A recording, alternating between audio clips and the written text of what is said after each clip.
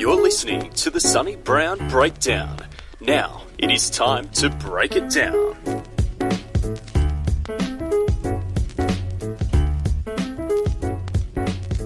Welcome to episode number 51 of the Sonny Brown Breakdown. I'm your host, Sonny Brown, and in this episode, I talk to Sam Kressin.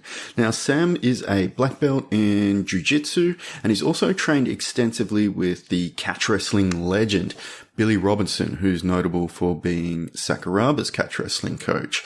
Sam's also a talented visual artist, doing a lot of comic work, and he also holds a degree in exercise and sports science. So a couple of interesting influences coming together there that make for a good chat. So we talk about the, combining and fusion of jiu-jitsu and catch wrestling and his martial arts journey, how he came to fall into both of those grappling sports as well as his traditional background, and also his ideas on coaching it as he now does workshops for scientific wrestling. So hope you enjoy. If you'd like to support the show, you can get shirts from scuffle.com.au. They're a sponsor of this show. And if you'd like to send any feedback, it's sunnybrown@gmail.com. The website is sunnybrown.net and the Instagram, Sonny Brown Breakdown. And now, without any further ado, let's go to the podcast. G'day, Sam. How are you today, mate? I'm doing great. It's great to be here, Sonny. I'm super stoked to be on your show, to be talking to you. I really dig all your work. I like all the research stuff you do, the colorizations that you do on the old photos and everything, man. I really dig it. Man, I'm doing awesome. And that's about it. Yeah. Thanks so much. I appreciate it, man. I've been interested, I guess, in catch wrestling for a while, and you are someone who has been popping up in a lot of videos and online work with training with Billy Robinson. And so I started looking into your own background, and one thing I did find out is obviously you have a long history in grappling. It wasn't just catch wrestling. You started or were training Brazilian Jiu-Jitsu, I believe, before that, but I guess that's what we'll find out. I know you've got your black belt under Chris Hauter. And I was just, wondering if you could give us a bit of a brief introduction of how you fell into grappling and where that intersection between catch wrestling and Jiu-Jitsu began for you. I'll just start at the beginning. I've been on martial arts my whole life. I started when I was 8 years old, and I started in karate. The type of karate I did was called Tang Soo Do, which is a Korean style. It's a Korean version of karate. So it's not to be confused with Taekwondo. They're not really the same. The forms and everything that you learn in Tang Soo Do are the same forms that you would learn like in Okinawan, like hard style karate. So it's like the snake form, the bear form, the eagle. If you've seen like Lyoto Machida, they showed him doing like the sideways form once, like in a warm up. That form, the name I was taught is Nahanchi. I think the Okinawan name might be different, but it's the same form. That was all the stuff that I learned as a kid. There's a movie that came out when I was a kid called The Karate Kid. Probably heard of it before. Oh, yeah. The guy that choreographed the movie was a dude named Pat Johnson. And he was a practitioner of karate, of Tang Soo Do specifically.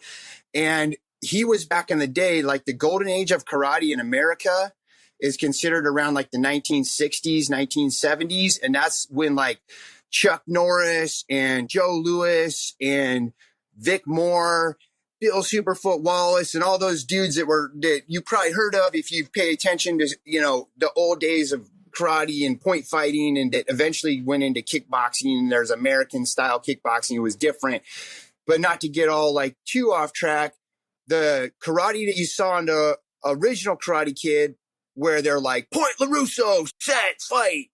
That was kind of what I learned as a kid. It was like that. And I did a ton of these point fighting tournaments like that. I started competing when I was 12, and the point fighting that I did as a kid was pretty much like a non-contact. You're just supposed to punch, like get really close to hitting the guy. And if it looked like you could have hit him, they would give you a point, and they would break the action just like in the movie The Karate Kid.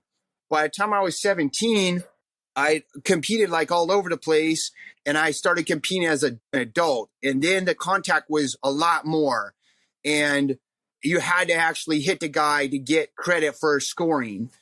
And I remember when I was 18, one of the gnarliest tournaments I did, there was a bunch of dudes that I'd watched as a kid that were really good. And I remember one guy just jacked another guy in the face and broke his nose, like right before my match. And I was like, wow, I could get really hurt.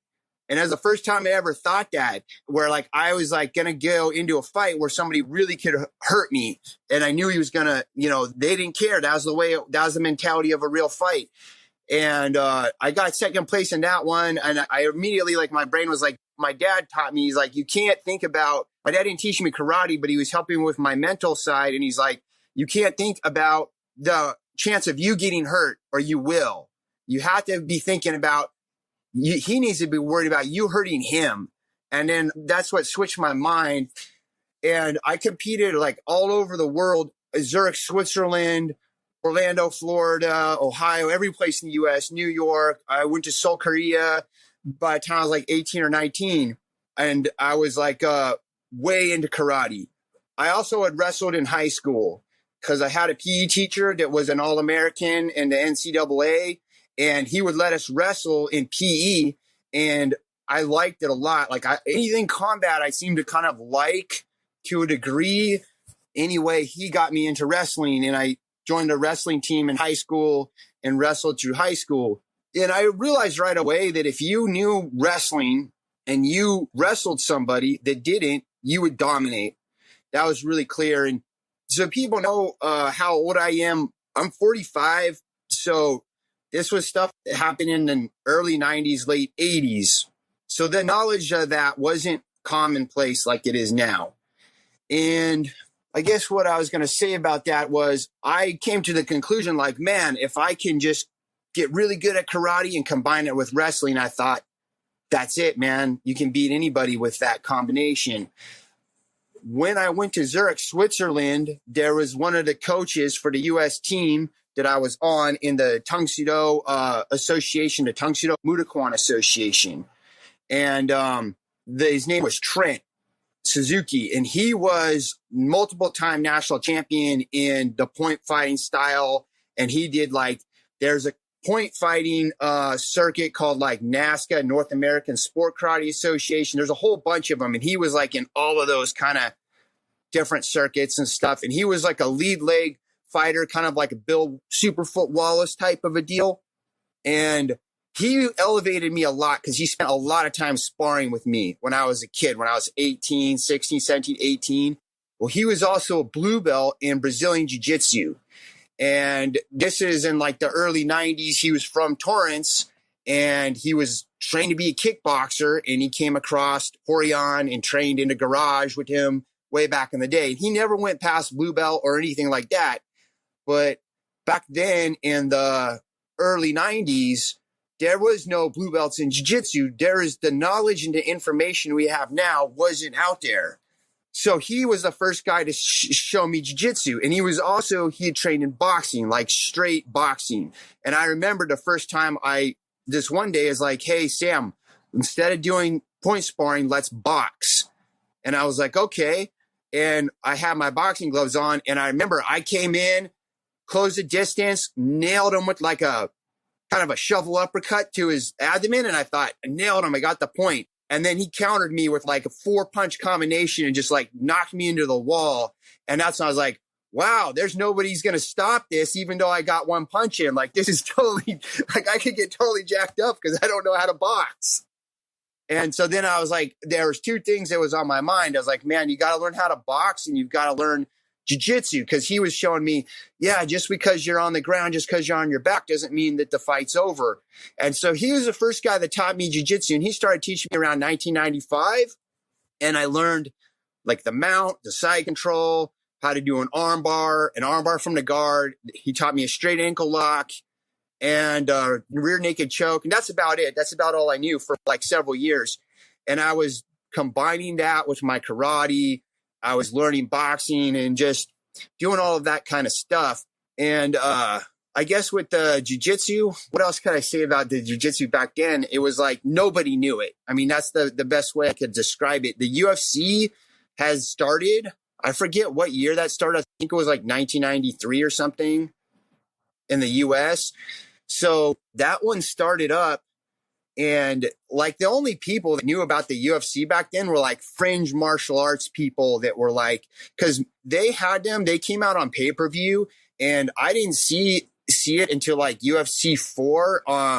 My friend's dad, he ordered pay-per-view and we watched it. And that was the first time I saw one. And back then, if you wanted to watch them and like see the old ones and rent the VHS tapes, they had them in the video stores back then. And they were like in the adult section where like they kept all the pornography and stuff. It was like really weird. Like you had to like show an ID and stuff to like get them and rent them, because they were like, people were afraid of it because they marketed it as like, this is real combat, you know, like 2 men enter, 1 man leaves kind of a deal. Faces of death kind of videos. Yeah, exactly. Faces of death. So that was how it started. And then I didn't start training with a black belt instructor until about like 1997, 1998. And that's where the jiu-jitsu started from. You know, I did several classes with like Pedro Sauer before I really started training regularly with a black belt. And then the first black belt coach I trained with was a guy named João Moraes, who's from Brazil. His main teacher was Royler Gracie. And he moved back to Brazil when I was like a brown belt in the early 2000s.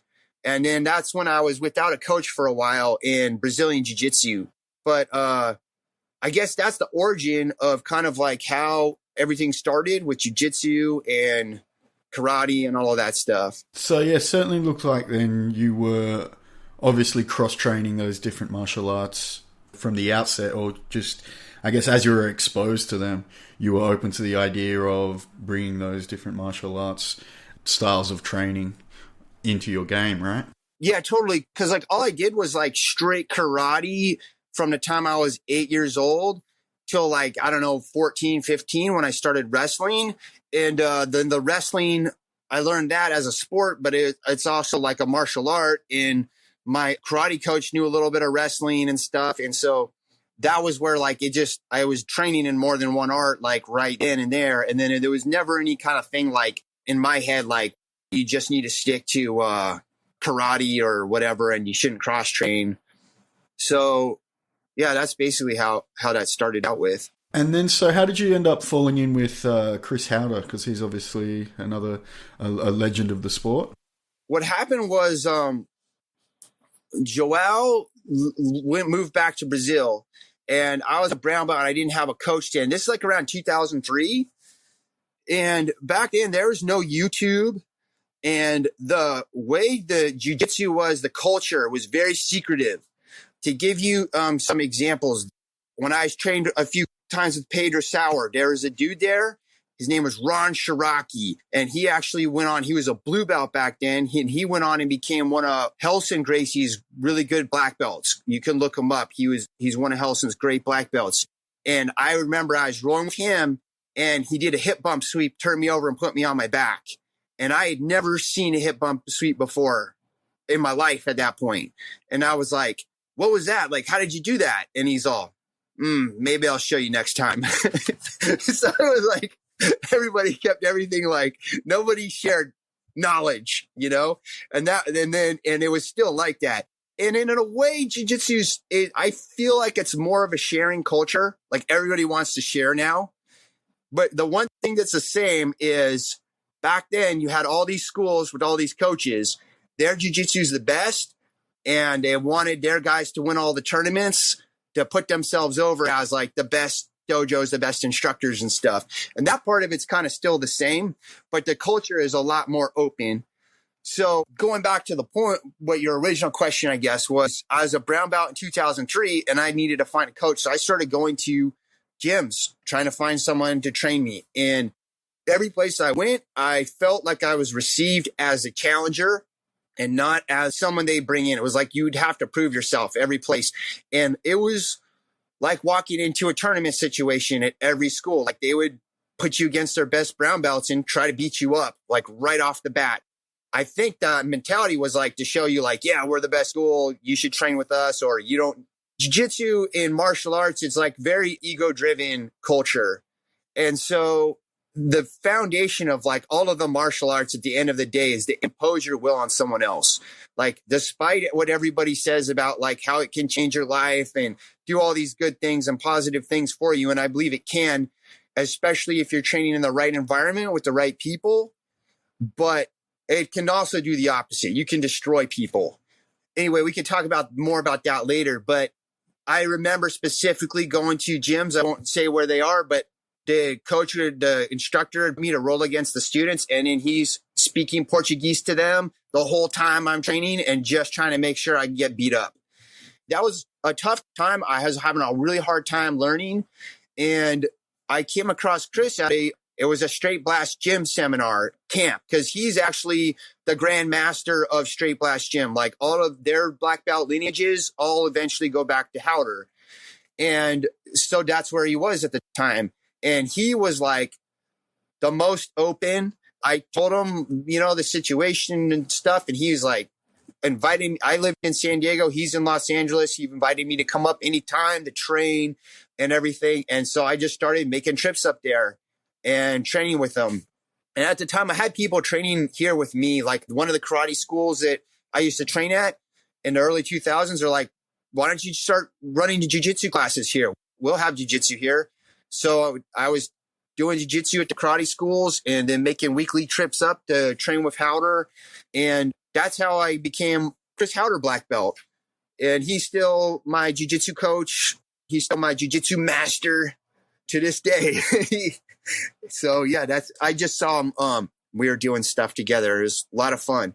Yeah, that's so. I did, as you were saying, that kind of get the impression that it would have been a tough time as a walking into all these new places as a brown belt already, that you would have been not necessarily, welcomed as a new potential member of the team, but someone seen as a bit of a rival that they needed to make a point towards. Is that kind of what was going on? Yeah, that was exactly what the experience was for me at that time. It still goes on today, but I do think that there's so many, especially here in Southern California, there are so many gyms and so many black belts and so many schools that it's way more open now. And I know other places where like jiu-jitsu's newer, it's more political, and you'll have like the coaches that are like, you train here in no place or you don't train at all. Like that. I've heard that line, many times back in the early 2000s and the 90s and stuff. But now that's kind of less the case now. And especially like with the catch wrestling and the work that I've been doing with Jake and stuff, we're going around to like martial arts schools all over the world, all over the country, and teaching the old Billy Robinson catch wrestling stuff.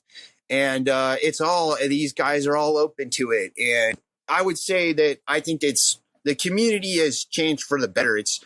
We can talk about, if you want, kind of the direction that jiu-jitsu's been going. And I don't know Australia, so I don't know what the scene is there. It's not been there as long, I don't think. Because I know when I went to the UK, it felt like the jiu-jitsu scene felt like the United States like 5 years ago or 10 years ago, because it came there a little bit later and it hasn't like spread out as much. Yeah, it certainly feels like it's, at least from what you're saying, it's somewhat similar to where when there were fewer gyms 10 years ago, it was obviously, it was the gym down the road and your one, and then that was it. But now that there's so many different gyms to choose from, it's kind of the pressure of the different rivals has kind of faded away at some point, because there's just, in some ways, there's too many to keep track of. You can't. It's easy when there was just the one rival, but now there's so many. It's like, okay, it's kind of melted away a little bit. That's exactly the case, because it's like when I first started, it was very much centralized. Like there, especially in California, everybody had either trained from the Gracie, like Horion and his lineage, or Machado's. And they're both like the same family. And then there was a few Carlson Gracie Jr. guys that kind of like came in, and then there's guys like Pedro Sauer and Fabio Santos and stuff that were like, they go back to like the old Helio Gracie, which we can talk about that too sometime, like this different stylistically, how even the Helio students, I think, are different stylistically from generation to generation. I guess in some ways the way that different affiliations have kind of changed in the recent years and how that's allowed you to further catch wrestling, because as people have become more open to cross-training and somewhat. Yeah, that's right. So it's become more, the best way I can describe it is become more decentralized. So now, like the lineages and everything, it's not just coming from like two sources now. You've got so many gyms competing against each other. And even like there was a time, like I would say around like 2008 to like, I don't know, 14, 15, the IBJJF was like running everything. Like everybody was competing in IBJJF, wanted to be IBJJF registered and all of this kind of stuff. And it was all kind of centralized around that. And like people were like, maybe that's like the governing body now. And now I feel like that's going away because all of these other tournaments and recently all those submission only and no time limit and no gi and these pro tournament circuits have popped up, and there's competition again, and it's not centralizing. And so the jiu-jitsu that I'm most in favor of, the community and the future that I'd like to see is that kind of decentralized community where I don't want a governing body. Like I'll hear the old black belts and they'll be like, we need a committee, and I don't want a committee, but I know why, because they are losing power. You know, like if you were a black belt in jiu-jitsu in the United States back in the early 90s, early 2000s, you were running the show. And now that's not the case. There's so many black belts. There's so many top guys. And even with the whole world champion thing in San Diego, man, everybody wants to live here because the weather's great all year. And I'm here because I'm from here. I'm a ninth generation Californian. My family's been here for a long, long time. That's why I live here. And there'll be a world champion that will come in and they'll open up a school. And what happens is all the guys that are doing jiu-jitsu that want to be competitors, that are about the competition and they're doing all the tournaments, they all get shuffled around. So you'll have guys jump school and they'll move around. But that's it. The guys that are the hobbyists, I call them the retail practitioners, the ones that actually support the school and pay the bills, they just stay with their coach. They don't care. They just keep training, doing their thing. And I think people have kind of, even the gym owners have figured it out now that like the athletes aren't ever going to pay your bills. It's the retail practitioners that are going to pay your bills and keep your doors open and support your coaching. And so that's the other thing that's kind of changed now. And I think that's kind of why a lot of the attitude has changed as far as people being more welcoming and things being less like closed off and everything nowadays than what it was like back in the early times of the martial art being here in the United States and spreading out throughout the world. Yeah, definitely been that change in perceptions over that period of time. And so I wonder if that can lead us into the discussion of how you got into catch wrestling and how you first became aware of Billy Robinson. And, you know, was there any pushback, I guess, when you started to cross-train in that area? No, there's no pushback because Chris Hauter is the first time I ever went to train with Philly. I told Chris, he's like, oh, that's rad. You got to show me some of that stuff when you get back. Like he has never been closed-minded or closed off to anything. And he has a really diverse martial arts background. That's cool. Also, I mean, he had done Muay Thai and he'd done karate and Aikido, freestyle wrestling and Jeet Kune Do. And he was, he's never been closed off to like any other kind of style or anything like that. But, man, he got his black belt in 96. So that's even before I started learning kind of around a year before that, but I didn't know much. Man, he can talk about the days, the old, early days when it was just, you learned in the garage and nobody else knew it. But back to, the catch wrestling. So I came across catch wrestling in the late 90s. So I don't know like how old you are or like when you started training and stuff. When did you start training, Sonny? 2007, I think, was when I started. Okay. Well, how old were you in the 90s? I was in my teenage years or something. All right. Young enough that that's my nostalgic years, yeah. Yeah. That's cool, man. Well, so back in the 90s, the BJJ fanatics of the 90s was this company called Panther Productions. Do you remember that stuff? I didn't at the time, but I've since heard of them. Yeah. So if you want to get a laugh, dude, go look up like the old Panther Productions catalogs and stuff from the 90s, because that back then it was direct order by mail, and they sent out these catalogs of like all these martial arts techniques. Like that guy Chemo, the Hawaiian dude that like lost the hoist because Hoist pulled his hair and triangled him. Like he had an instructional in there. Like there was like, and everybody had these instructionals in there, and it was crazy, man. It was wild, but there was a bunch of catch wrestling ones in there. Yeah, right. Back then.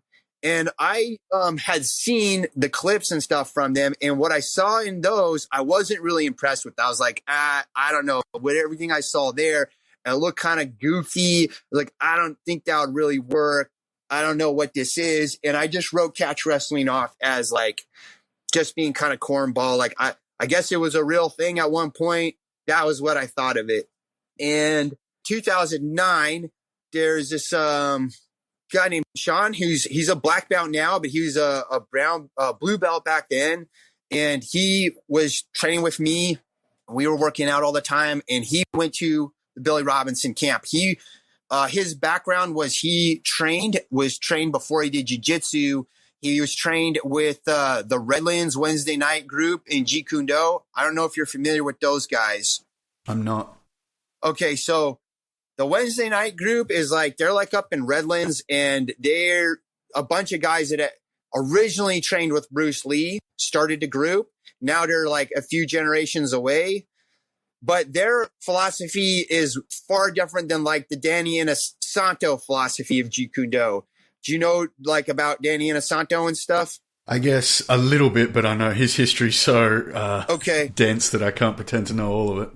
So Bruce Lee put out all these books. And back in the day, like in the golden age of karate in the United States, I was talking about like that old Chuck Norris scene with the tournaments and stuff. I think it was called Bruce Lee's Fighting Methods. Mm-hmm.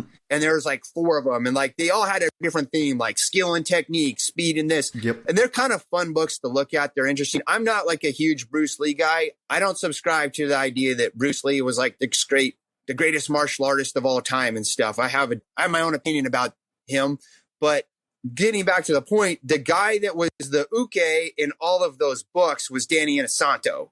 And he's a very famous martial artist, and his gym that he's coached out for years is in Los Angeles. And he came up with the thing, like he teaches that Jeet Kune Do is a concept. And so he's done a Filipino martial arts and shoot wrestling and like a million things.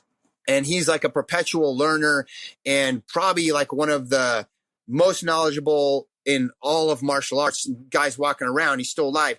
The other guys that were trained with Bruce Lee were like, this is what he was doing. He was doing boxing, fencing footwork. He'd learned a little bit of like judo, wrestling stuff from Judo Jean LaBelle. And he had thrown out most of the Wing Chun stuff. He's just really simplified it to like a few things that he thought was effective. Then he sort of had like the concept of stop hit or an interception. They're more stick to that. Anyway, that was a whole tangent I probably didn't even need to go on, but that's where Sean came from, was that school of Jeet Kune Do. And he's like a Sifu with those dudes. And so he was the first guy to go train with Billy, because he was like, I want to see what it's like. And he came back and he was showing me wrestling. And it was some of the stuff was stuff I recognized that I learned, when I was a high school wrestler. But he was showing me, he showed me how to do it like this. And it was a lot more efficient and a lot better than the way I learned it from my wrestling coaches. And I did have 3 different wrestling coaches in high school. And I did do 1 season of Greco and 1 season of freestyle. So I've been exposed to a bit of the different styles of wrestling that are out there. And when he first went to train with Billy, I thought, well, I don't see how it's going to be much different than what we already know, And I was under an arm bar is an arm bar. You've heard guys say that, a shoulder lock's a shoulder lock. They're all going to come to the same conclusions. And he's like, oh, you got to go train with this guy. He's like this old man. He has to like, for Billy to get down and show you stuff, you had to have a guy make a table, like in a wrestling high defense position, and then Billy would climb down to the ground, show a technique, and then he would climb back up to his feet with his cane. Because when I started with him, he had 2 false knees and a false hip. And he was going to have to get, I think, his other hip replaced soon before he died. Yep. So Sean was showing me all this stuff, and he had improved his skill. He was a lot tighter, and I was like, okay, that's it. The next one, I'm going to go to it, and I'm going to go train with Billy. And these were the trainings that Jake was putting together. So I went to the next one, and right away, I could tell that Billy was special. And he was just a really unique individual. There was something different about him. And I was like, I mean, he was showing me things like the arm spin or the flying mare. I learned it as the arm spin in high school. He called it the flying mare, but he was way more efficient. And he was teaching a style of wrestling that was different than the style I learned in high school, which was kind of like what all the American high school wrestling is. Very much looks the same. A lot of level changes, power blast doubles, sweep singles, a low wide stance, head position in front of everything else, even if your head's way out in front of your feet and you're not in perfect balance. Very power based, because the way it works in any of these styles, jiu-jitsu, wrestling, boxing, the style is going to always be predicated by the rule set. The rules create the style. So whatever the rules are, the athletes are going to adapt their technique to the best way they can to have the best chances of winning under that rule set. So, like, to give you an example, let's say we made a rule set that we are having a grappling match, and anytime you put me in guard, you got a point. And then all of a sudden, that became the most popular rule set across the world.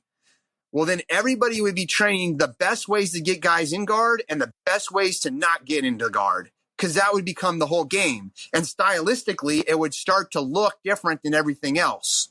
So that's kind of my point is with wrestling, the rules of modern wrestling in the United States is a very short time limit. I think it was like 5 minutes or 6 minutes. And when I was in high school, it was 6 minutes. I don't know if they've lowered it to 5 or not. But the 6 minutes was broken down to 3 2-minute periods. So it's 2 minutes, 2 minutes, 2 minutes. So man, people, it was fast, explosive, and powerful. Everything was just a sprint, a sprint, a sprint. And Billy, his style was this older style where there's no time limit or really long time limits. He told me stories about matches he did in India when he was wrestling for like the prince and stuff, part of his like special royal court of like grapplers, where he would wrestle for an hour and a half straight against the guy. And part of the reason he broke his finger over there in India. A guy grabbed his finger and broke it. And that's why he taught us to put our hands on the mat like this. And he never he was like, if you put a hand out and your fingers are open, he would lose his shit. Because he's like, you're going to get your finger broke if you do that. Yeah, as a like a bear claw. So like that right away, when you have a style of wrestling that's developed under that kind of a rule set, wow, you've got to be able to use for a long time. Stylistically, it's going to look massively different than what you're seeing right now in wrestling. And everything is more efficient. There's a lot of upper body throws and takedowns. He did not like level changes. If you did a level drop and hit your knee to the mat, again, he would lose his shit. He would be like, don't do that in my presence.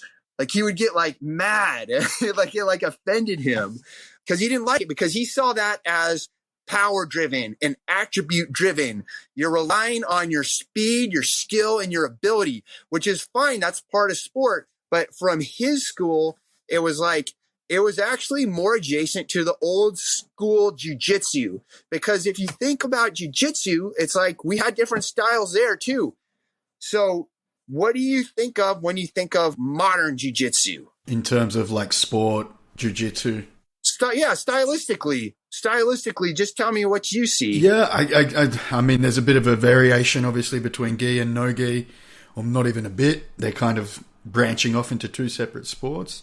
But definitely, gi, we see more berimbolo game happening, a lighter, more movement game, and no-gi, we're kind of, witnessing more wrestling, leg locks taking over in the forefront. Yeah, totally. So what you just described, like, I would say they was the Mendez brothers were calling out like the modern jiu-jitsu, where they were doing berimbolas and leg drags and stuff like that.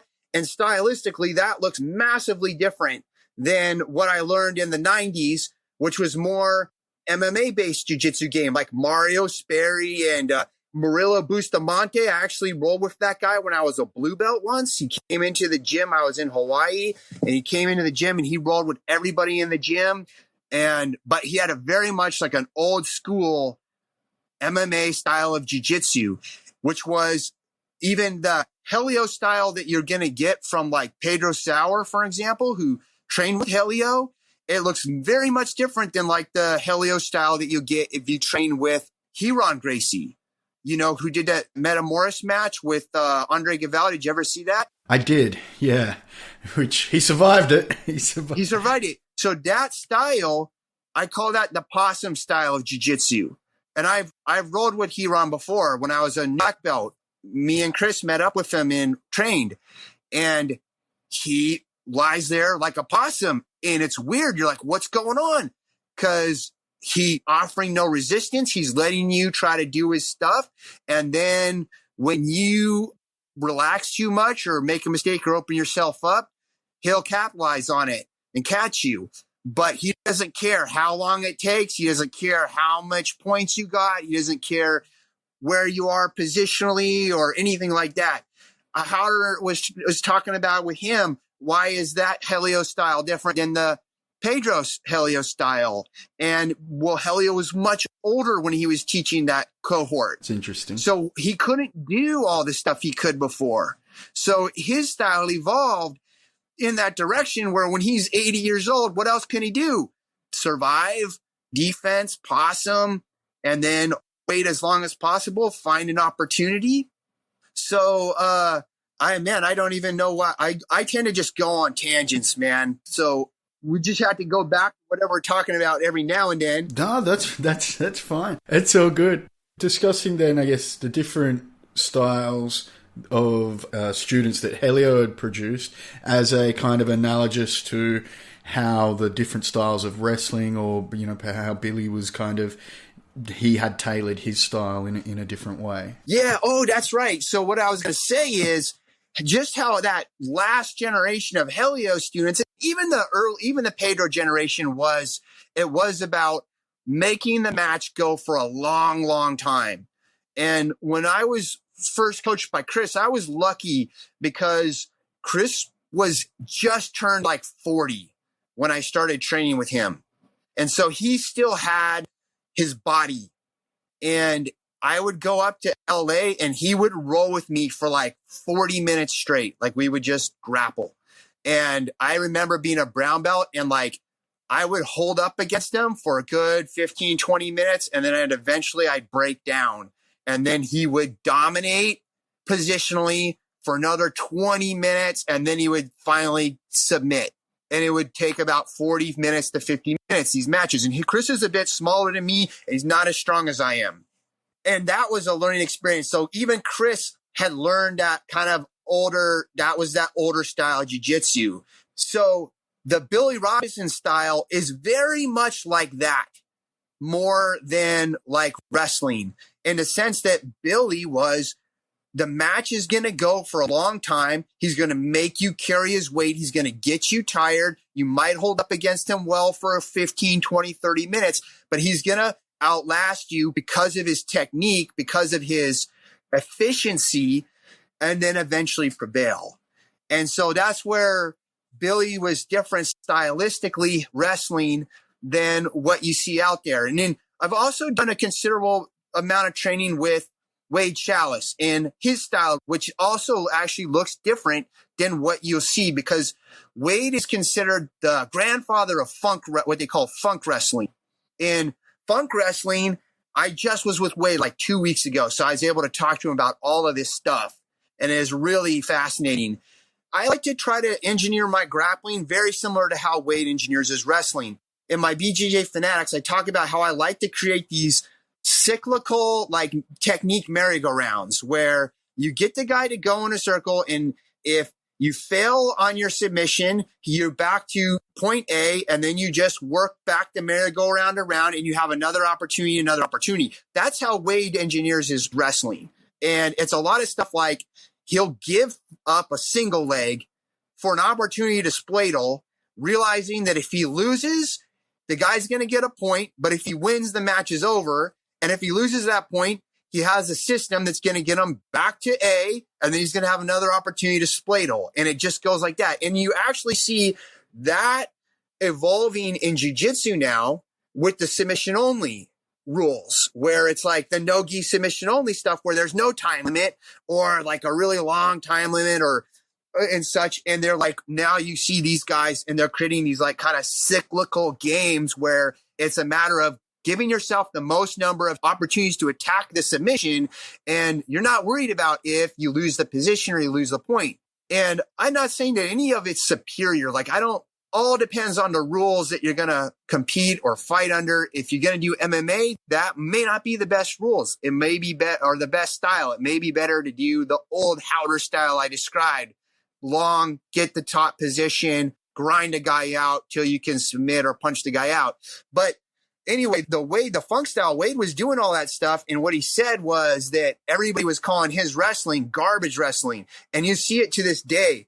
Like you'll see coaches, like the old school wrestling coaches are like, oh, these young coaches, they're putting emphasis on the funk, and they need to get back to the fundamentals, being like blast double legs and sweep singles and stuff. That's just all power driven fundamentals that everybody's doing. And then what Wade said happened was he said that he started pulling off his moves in the high competition levels, and he was winning all his college matches, and he got all the pinning records, and then he was winning all his international matches, when he competed internationally. And then they couldn't call it garbage wrestling anymore because it was working. So they just started saying, well, it's funky. And that's where the name funk style came from. And so learning his style of wrestling has also, I guess, influenced me more than I thought it would, because his depth of knowledge is not as vast as Billy's, but the material that he knows it really well. And he's very calculated. He's engineering everything so that he has the best percentage chance for him to win. And he likes to simplify things. So it's like, if you learn a move, a lot of moves in jiu-jitsu are non-dynamic, meaning you can break it down step 1, step 2, step 3, right? Yeah. And if you can shortcut and get rid of 2 of the steps to get to the end step, that's shortcutting the technique. And Wade's a guy that he shortcuts everything you show him. And even sometimes I'll show him a submission thing or something, and he'll start shortcutting it. And sometimes it improves it. And sometimes it's like, wait, no, you don't want to do that with this, So I just went on a tangent about styles and stuff. Yeah. This part of martial arts is kind of where I find fascinating now at this point in my training and what I'm doing and stuff. Well, that's, I guess, where my interest kind of comes from too, because I've seen videos of Billy Robinson, and that's in fact where I've seen you being coached by him. Sometimes a bit brutally, it seems, where he's demanding perfection from you on the mat. There's a YouTube channel which the Damage Control, I think the name is, which just did a great job of archiving and uploading a ton of footage, it seems like, when Billy was around coaching, along with some other stuff. I mean, it's a goldmine that they managed to put up. And there is that footage of you, I remember, where he's just making you do something over and over again until it's like, your foot is pivoting just correctly to how he wanted to see it. Was that indicative of the majority of his coaching, where he's just, he's demanding it be done that exact way that he wanted it? Yeah, it's exactly right. And the Damage Control guys, Brian Yamasaki and Brandon Kaiser, those guys are great dudes. They both coach out in Utah, I think just north of Salt Lake City. And I give those guys big praises, man. They're both very well accomplished martial artists, and they did an awesome job making those videos way back then when we were doing all that training with Billy. And yeah, it's very much like what it was like.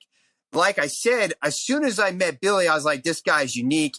I got to learn everything I can from him while I can. So I did everything possible to get as much of his knowledge as I could while he was here. And I was fortunate because Jake, he supported my learning a lot. Like there were times where Billy would be doing a 2-day camp and he would bring Billy out 2 days early and we would train for 2 days straight and then do the 2-day camp. And then Billy would have to go back to Arkansas to Little Rock. And we did the double wrist lock DVD where me and Jesse Merez were the ukes for it. And we got to train with Billy 16 hours, 2 8-hour sessions, just doing nothing but double wrist locks with Billy, whacking us and yelling at us and stuff. And Harry Smith did a lot of training with Billy. That one of the times when Billy came out 2 days early, it was just me and Harry asking Billy any question we wanted. And I remember Billy was picking apart Harry's saltos. And you know who Harry Smith is? Yeah, the Davey Boy Smith's son, or the British Bulldog from the early 90s WWE, WWF, yeah? Yeah, he was, I think he was in his early 20s back then. And I was in my early 30s probably. And was a big kid, man. And he would hit that salto, and his size and weight, he would spin me so hard.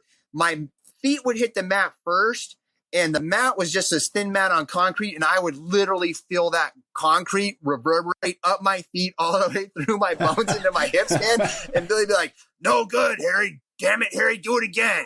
And he'd salto me again and again, man. And it was like, that part of the training was brutal. And I remember being, in my mid 30s, I didn't get that pivot down. I don't feel like I ever got the pivot down till the last time I trained with Billy, where I finally really started to get it. And we just spent a ton of time breaking down that pivot because he wanted to make sure I had that pivot down. That was one of his bread and butter of his coaching system and of his throwing system.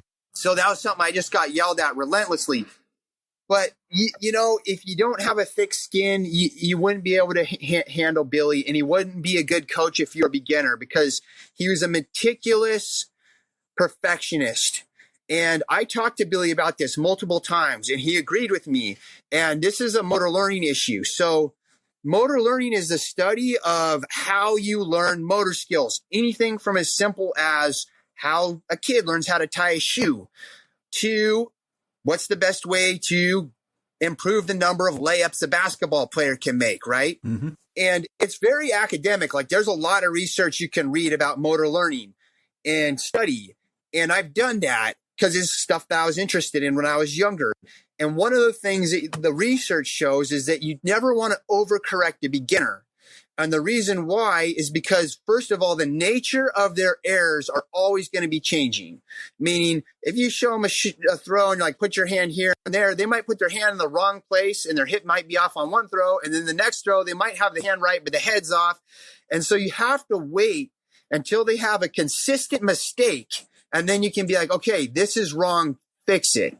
But if you just keep overcorrecting the beginner, they'll never even grasp the gross skill of what they need to learn, and it's going to be really hard for them to progress. And I talked to Billy about that, and I was like, Billy, because these guys would be beginners, and they didn't know their left foot from the right foot. And Billy would say, you don't know your body. You don't even know your body. that's what his line was. And then, and they'd be all confused and stuff. And then he could not feel satisfied. He had, because of his perfectionist mindset, which is one of the reasons why he was so good, he had to see this noob grappler do it at least one time right before he could be satisfied. And there's a point where me and Jake were right away, who are the guys that are going to have a hard time? Get them in the back of the room so Billy does not see them as much, because we will get stuck on a throw, But I said, Billy, what about that? And he goes, no, I agree with you. I need to stop being such a perfectionist.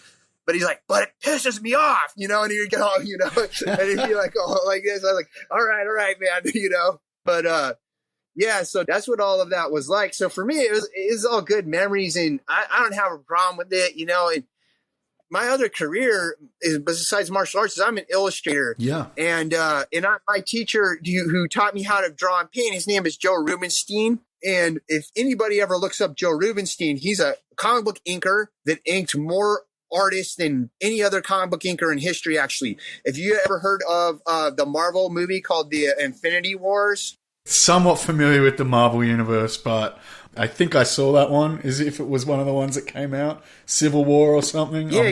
So that's the one with Thanos, the blue guy, that like destroys like the whole universe and stuff. That was based on a comic book that was inked by Rubenstein, my teacher. I'm used to people critiquing my work and giving me hard critiques and not taking it personally, but being able to just take what they tell you and apply it to make yourself better. So with Billy, it wasn't a problem for me, but there was a lot of other people that I think they might have had a hard time, or they felt discouraged or frustrated after they had trained with them, and they didn't ever go back and train with them again. Yeah, okay. And I mean, I guess that is perhaps just a function of just time and personality, but one thing I'm interested there, you did that work with the double wrist lock DVD that Billy Robinson put out, and some of the clips I've seen from that, you could see a lot of, say, similarities in the way that he has shown how to do the double wrist lock or Kimura, and, you know, some of the later developments that came around with the way John Danaher was putting things together in his use of the Kimura. And I think could just be just the way of efficient movement and efficient techniques finding their way into the game. But I'm wondering, you know, what are those things that you see in terms of cross-training jiu-jitsu and catch wrestling? You know, how that was able to kind of come about where you can get these, you know, highly polished techniques in catch wrestling that can still have that applicability directly into the modern jiu-jitsu game.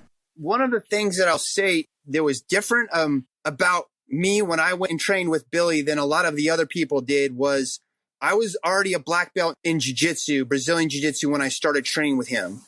So the questions I was asking him was different than a lot of the people that went and trained with him, and maybe they were blue belts at the time they were going to train. And the reason why is because they didn't have the answers yet as blue belts to a lot of the problems that jiu-jitsu presents. So the questions they would be asking Billy were more questions like, how do you deal with this jiu-jitsu problem, say guy pulling guard, doing something from the guard? And where for me, I didn't have those questions because the most of the answers to those questions are already, they're in jiu-jitsu. They're found there. You know, if you're having a problem with the guard, or you're having a problem with getting caught in triangles, man, find a triangle master and train with him, and you will find the solutions to your problem. So I was asking him more the questions that I had pertain to catch wrestling and to his style of catch wrestling was what I was interested in more. And I wasn't concerned with like, oh, show me the secret catch wrestling move that's going to beat jiu-jitsu. And from that point of view, I felt like that actually benefited me because I was able to really learn Billy's style. And Jake was the same way because Jake has never trained Brazilian jiu-jitsu. He's just a catch wrestling guy. So he was only interested in Billy's technique as it applied to catch. And so might sound cocky, and I don't care, and it's true, is there's only a handful of people that really know Billy's material throughout the world. There's not a lot of them. In the United States, there's very few. There's me, Jesse, Jake. There's a guy named Billy Scott that did a considerable training with him in Japan. And then there's Billy has his students in Japan. And I will say this, I know for a fact that I can show Billy's material the way he did it and how he would have wanted it done as well as anybody else in the world that spent time with him. I believe that. I know. I was there. I put the time in, the work, and the study. So one of the things, though, is people that are looking for the answers to solve the problems of jiu-jitsu with catch wrestling is that the answers are, a lot of times, they're not even where you think they are. So, for example, how do you defeat the guard is a one that a lot of people struggle with, especially when they're new to jiu-jitsu. They might be getting into trouble with the guard because they don't have the knowledge base yet or the feeling of it, and they haven't put in the mileage of battling that game. And one of the things, the answers in catch wrestling are actually in the takedowns. Because what are the factors that are contingent upon you launching a successful takedown? What do you think the answer is? On launching a successful takedown? Yeah, just completing any takedown, getting it so you succeed in your takedown. Like, I don't want to put you on a spot or like how you feel like you have to give the right answer, the wrong answer. I guess I'd say like shoulders on the mat to complete a takedown, getting you off balancing the opponent to initiate the takedown. Yeah, I'd say that. Right. You just said like you're going to need to off balance the opponent, right? You've got to move their center of gravity and take it away from them. And your ability to accomplish that is all going to be contingent on your positioning. So if you are in the correct positioning prior to your takedown being executed, you have a much higher probability that you're going to finish the takedown and get them on the ground. And the counter or somebody stopping your takedown is going to be largely contingent on their ability to get you out of position. So if they can get your head offline, if they can move your balance so it's over 1 foot instead of both feet, if they can get you out of position, they can stop you from successfully completing your takedown. But if you stay in position and you're able to maintain position, you're going to finish the takedown. And the guard is exactly the same. If somebody's going to roll you over or submit you from guard, it's all going to be contingent on their ability to put you out of position. They have to get your head offline. They have to get your hips out of whack. They have to do something so that you no longer have your base or have your balance. And then they'll be able to successfully either catch you in a submission with an arm extended or a triangle, or they'll open up a leg or something where they'll be able to like attack you and get a better position than what you have. So for me, it was like, that's where the people don't realize, like, yeah, if you take the principles that you learn from catch wrestling, you put them into jiu-jitsu, you're going to be much, much better. Like, that's where I felt like it made the most difference in my game. As far as like the technique, like specific techniques, like there are things that I learned in catch wrestling that I like show in BJJ Fanatics thing that I put out, catch wrestling submission system. So like, I think all I really taught in there was the Karl Gotch toe hold, which I learned it from Billy as the catch wrestling way. And I showed in the DVD, the catch wrestling way that I learned it from Billy. Then I showed a whole bunch of ways that I have adapted it for jiu-jitsu, because it's a submission you can catch from all over the place. Inside the guard, outside the guard, underneath, on top. It's one of those things where if you want to, if it resonates with you and you want to incorporate that into your game, you just have to train it, get the feeling and the timing of it, and then you just start trying to hit it. That's the way it is with any kind of game you want to build in grappling. And then the other part is the leg turking, which is like leg wrestling that I learned from leg rides, to put pressure on your leg rides. And I applied that to the mount position. And I show about all of that stuff in there. And so when I go into how do I use catch wrestling and merge it or do the hybrid style with jiu-jitsu, that's sort of how my approach has been to putting them together, if that makes sense. Yeah, it certainly does. And that's, I bought your instructional last week, I think it was, and I've been enjoying catching a bunch of people with the Karl Gotch toe holds on the mat during the week. And I mean, part of the enjoyment is getting to tell them that the move they just got caught with was the Karl Gotch toe hold. There's something enjoyable about that. And one of the benefits I could see in the way that you are teaching it is that you do have that history in grappling, that you can tell that you're not just showing the finishing hold that works, but people might have trouble setting up or troubleshooting, but you can kind of see that you've worked through this move and troubleshot a lot of the common scenarios that are going to happen against grapplers who know what they're doing. You give the solutions for that. And I think that obviously shines through in that instructional and then makes a big difference in how it's going to be implemented into the game. Thank you. I'm glad to hear that from you. And I'm glad that you picked that up, because that was one of the things that I wanted to do. Like when I made that instructional, was like, I don't want it to be just a collection of techniques, because that's a lot of instructionals are just like, here's a move, here's a move, here's a move. I wanted to give you a kind of a game where you have an answer and a response to a bunch of different situations that you could start playing immediately. And that's why they called it catch wrestling submission systems, because it's more of a system approach. That's just kind of my coaching style and like what I wanted to show in that one. Well, it really seems like, the instructional is kind of three.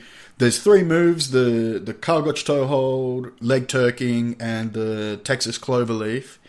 And then it's just working through the different setups and ways to actually make that work in a practical manner. And even I think at the start, especially with the Texas Cloverleaf and the Karl Gotch toe hold, is you kind of show, hey, this is the way that you might see this submission being played out, but you're probably not going to get this on anyone who knows what they're doing. And then you show, okay, this is likely what's going to happen as you meet resistance against skilled grapplers. This is what their real reaction is going to be like, and here's some ways that you can counter that, which I found useful. I'm obviously, okay, this guy knows what he's doing. That's cool. Yeah, so that's true. There is a gi section in it, and because originally what was pitched to me was, we want you to teach hybrid grappling, and so they wanted like a gi section and a no gi. So that's why there's the gi stuff, and I showing, okay, well, here's how I can approach to Texas Cloverleaf when there's a gi on. And then I guess when they saw the material, they're like, this better fits catch wrestling submission systems. And I'm hoping enough people buy this thing that I'll have the opportunity to make another one. Because, I mean, I'm happy with it, but I know the next one I could do even a better one and do a better job. And that's just the nature. You'll get better. I'll get better every time. But let's talk about that. The difference between the gi and the no gi. Because everybody that's a hot topic. People debate it. Oh, gi or no gi, blah, blah, blah. The first thing is the gi going away. The answer is no. And retail martial arts, every kid's martial arts program, they have gis. You got to put belts on these kids. You got to give them a new stripe on their belt every 3 months, or your program will not thrive as well as it should. And listen, if you're running a martial arts school, like, man, I come from a punk rock background. I don't want to sell out and all of that kind of stuff. But as I've gotten older, man, I need to provide for my family and my future, and I'm willing to do what I have to do, and you can call me a sellout, and I don't care. By the way, I don't run a martial arts gym or anything. I coach at one once a week, and then I have some guys I train with in my garage, but I'm a full-time illustrator, and that's where I feel that my legacy is and where I want my life's work to be put. But martial arts is one of my revenue streams, and it has been a big part of my life for a long time. So the gi's not going away. That's my point of that. Now, the next one is, will training in the gi help you or no gi? My opinion, no, it doesn't matter. I very much believe in sports specificity. I had a very strong background in strength training, conditioning research, and exercise physiology, and the said principle, specific adaptations to impose demands. I believe in that. So training gi, I don't think it matters. I don't think it does anything to make you better no gi, and vice versa. My opinion is, do what you enjoy and what you like, and don't listen to whatever anybody else says. Like, who cares, man? If you get the most enjoyment out of the gi, and that's where your mind is, and that's where you have fun with, do it. And I obviously learned in gi originally, and the problem, they both present two different problems. When you go from no gi to gi, the biggest problem that the no gi guy has moving over to gi is that position is now contingent upon grips. So whoever wins and establishes the dominant grips will usually win the position. That's the form premier. That's the initial fight. So like if you're in the guard and you both have gis on, if that guy establishes dominant grips on you from the bottom, he has a much higher chance or probability that he's going to be able to get into a good position from there. He's going to execute his sweep. He's going to get you in his submission. He's going to be able to off-balance you. Same thing with your guard pass. If you can get a good grip, you get that underpass, and you've got the belt locked in tight and the hips locked down, and you've got the other control of the pants or whatever, and you've got the leg pinned, you've established a dominant position that started with the grips, and now you're going to be able to advance yourself. So going from no gi to gi, the challenge, the wall that the no gi grappler hits is the grip. All of a sudden, there's a collar choke. That's all contingent on establishing a grip inside the lapel before he can ever hit it. So all you have to do is realize, okay, my order of operations has to be fight the grip fight first, then get the position. And if you're losing the grip fight, stop trying to get to the next position and win the fight on the grips. And I was kind of trying to explain that. I don't know that I did the best job, but that's one of the things I want to show, even with the whole Texas Cloverleaf and dealing with the guard. There's a whole bunch of stuff, getting rid of the grips, getting rid of the guy. Like the guy's holding your sleeve and he's holding your pants. You can't do a Texas Cloverleaf. You can't do a leg lock. You can't do a guard patch. You got to get rid of those grips first and then get your own grips and win. When you're going from gi to no gi, the problem that the gi grappler faces is they go, oh, it's all attribute, it's explosive, blah, blah, blah, blah.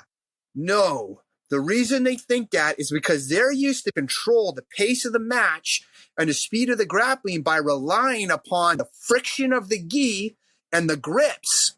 So you can slow things down and make the match move at a much slower pace a lot easier in gi because you can grab the back of the jacket. You can grab the sleeve. You can grab the belt. You can hold so many places to make things get into this kind of this isometric battle, a stalemate kind of position. And when you go from the gi to the no gi, those grips are all gone. And you have to control the pace of the match using your hips and your body. Body locks, overhooks, underhooks, arm ties, neck control, ankle laces, leg vines, leg rides, Turks. Those types of things are what you have to use now and learn to slow down the match and the pace. And I have I think 5 guys that have earned black belts from me. And some of them are no-gi guys and some of them are gi guys. And I don't care. Like, I don't believe in the grappling police. And that's a joke that Hauter came up with. And he did this, like, Hauter's also an artist. And he did this cool thing a long time ago, this piece of like these guys in a police helicopter that are in gis and stuff. And they swoop down and they're like the grappling police and they'll like regulate the law. And you see him pop up. He was making a commentary about what you see pop up online. Like you'll see a guy like, unless you're a 3rd degree black belt with this much training, you should not be using the title of professor, you know, and nobody should be called a master until they're a coral belt. And like, I don't give a shit. Like, I don't subscribe to the grappling police. So there's purists that'll be like, you can't call yourself a jiu-jitsu black belt unless you've at least spent considerable time in the gi. I don't care.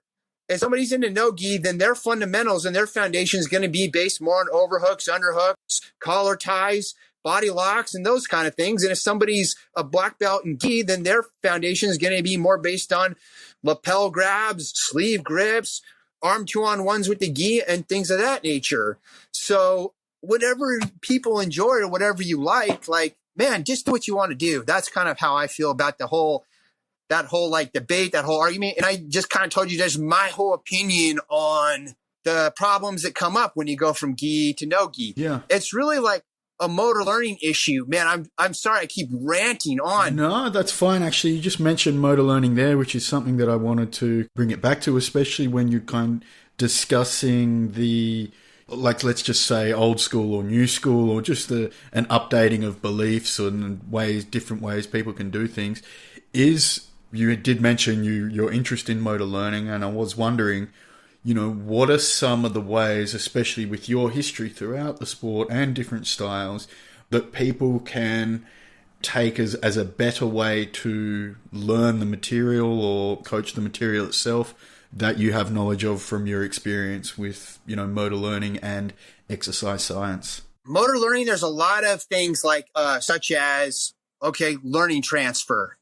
So learning transfer is when the learning of one skill helps you or interferes with the learning of another skill. And that's also related to the gi no gi situation. Because, for example, you have a tennis player and you have a racquetball player.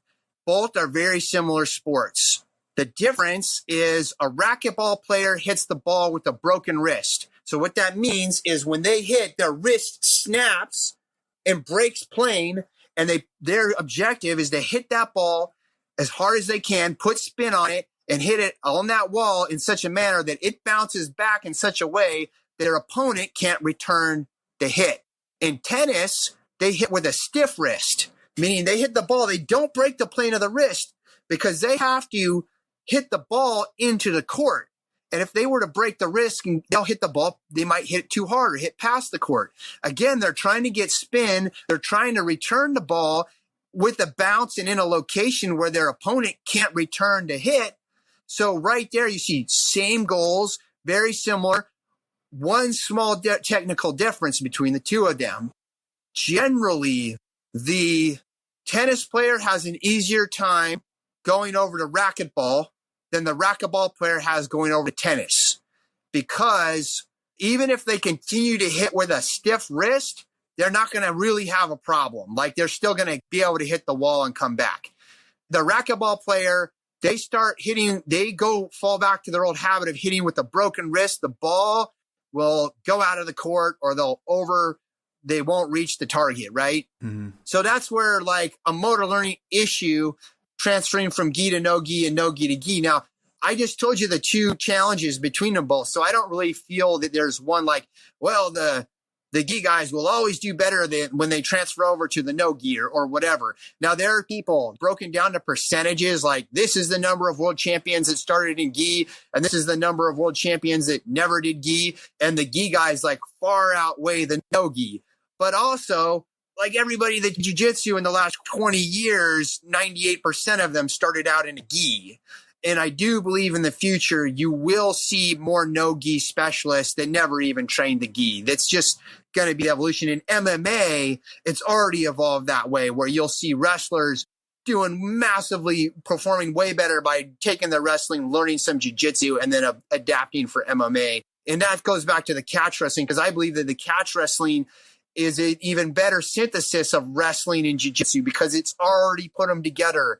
When I see a guy that's taken wrestling and synthesized it with jiu-jitsu, a lot of times what I see is a wrestling technique, takes him down, puts him on side control, and then a jiu-jitsu technique. Where what I see different stylistically with the catch wrestling is that it's all one technique. The takedown leads right to the submission, and it's one continuous deal. But back to the motor learning thing, the other challenges you have, so that's learning transfer. There's mass practice versus distributed practice. What's going to give you a better result? Let's say you have two basketball players and you want to get them better at free throw. And the results of this might actually, it surprises most people when I tell them, because it surprised me when I learned this. So let's say you're going to spend one group, you spend 1 hour every other day or every day doing free throws.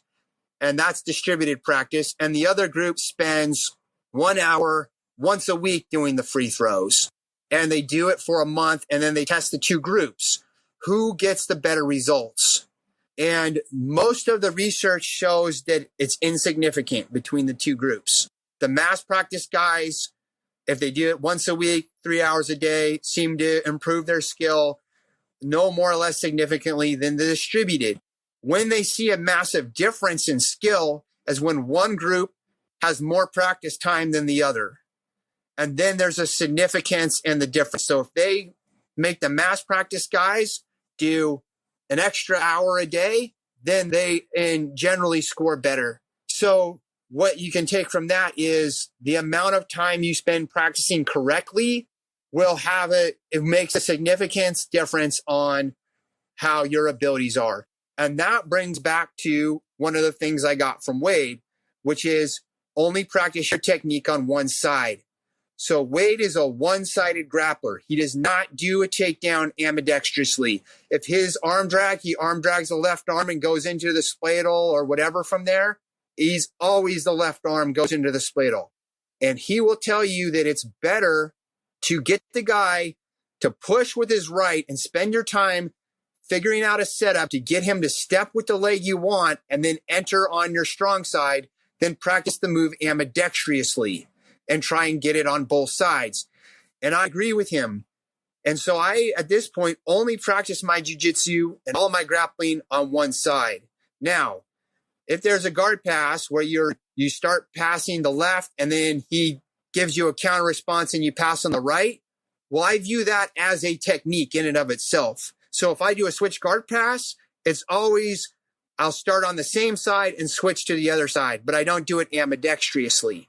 So the thing about this is that it brings us into the learning transfer, which is when does the learning of one skill interfere with another?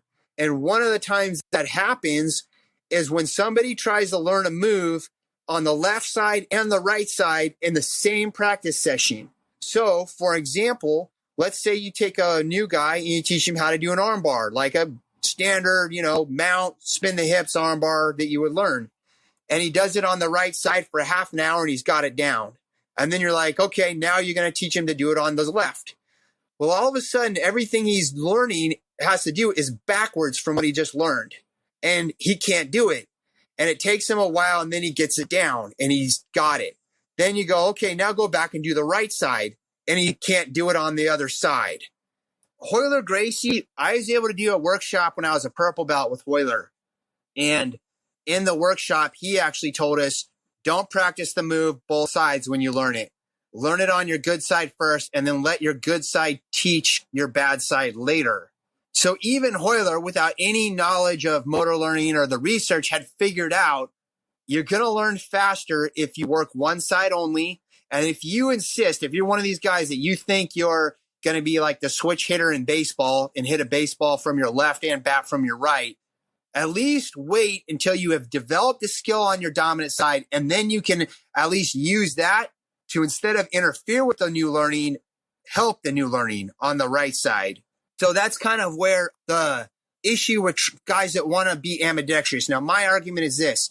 Every sport is played on one side. Tennis, baseball, pitching, basketball.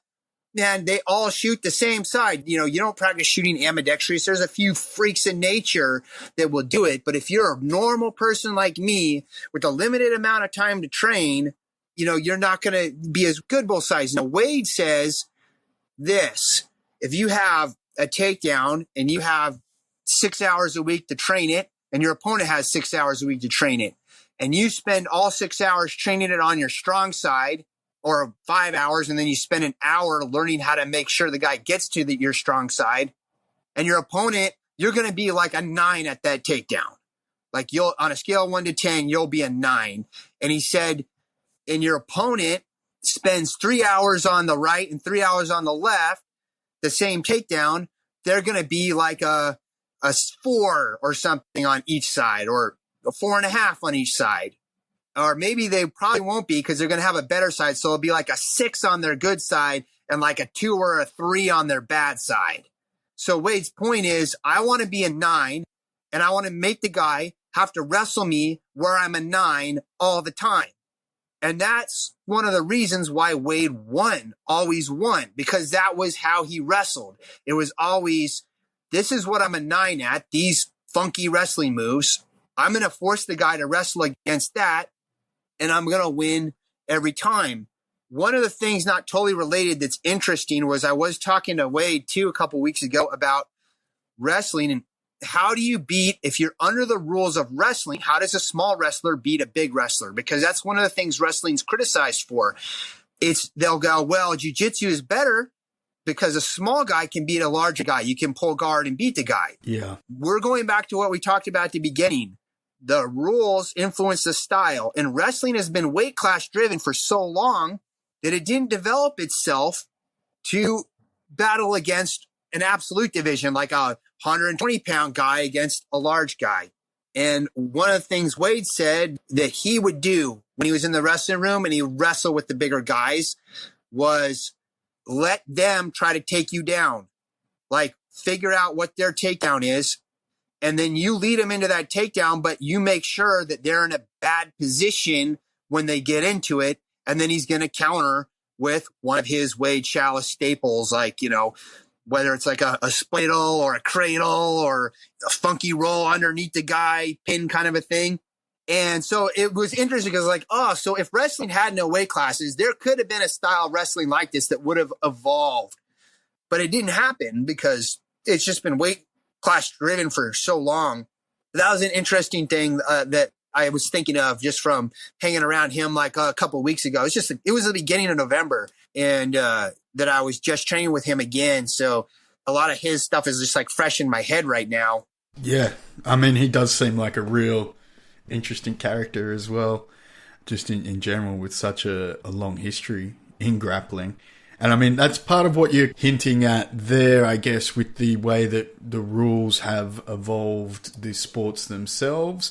And perhaps even when you were talking about in MMA, where people would take someone down and then using wrestling and then switch to a jiu-jitsu mode, whereas, you know, you saw catch wrestling as one whole thing. But do you kind of see a, you know, with rule sets changing and evolving and the styles cross-training more, you know, do you see those grappling styles becoming more merged, or are they going to divide more? How do you see it kind of going forwards? So that's always going to happen. And all the grappling styles will eventually become like homogenous. They'll become the same because they're going to, under whatever the rules are, right? The rules that everyone's competing under they're going to set how homogenous things become. So if there's like a bunch of competing rule sets, then stylistically, like if catch wrestling, the rules of the sport of catch wrestling became popular and there were a lot of people doing it, then a lot of the techniques would stay pure. Like how there's a lot of people like, we just want pure catch wrestling. We don't want this homogenous thing. And there are people that get upset, mostly martial arts nerds, that jiu-jitsu just takes moves from other grappling styles and they claim it as their own. Man, I don't really care. Like the reality is, if you took a group of people, like let's say you took a group of racially diverse people, Caucasian, Hispanic, Asian, European, whatever, you put them all on an island and they were isolated there, and they all there was nobody else to breed with, nobody else to mate, equal number of males and females. Eventually, they're all going to mate with each other, and their children, their children, their children, and generations down the line, it's just going to be like a homogenous race. Does that make sense? It does. Yeah. In my opinion, grappling's going to do the same thing, especially now that information is exchanged so easily and so widely that it's the same situation where the island now is the entire world. All these different races, all different grappling styles, and they're all gonna breed and intermix with each other.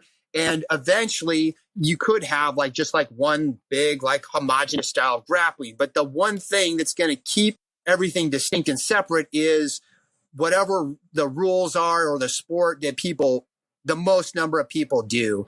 And I'm not that worried about it, because the reality is grappling as a sport it's such a small sport, you know? Yeah.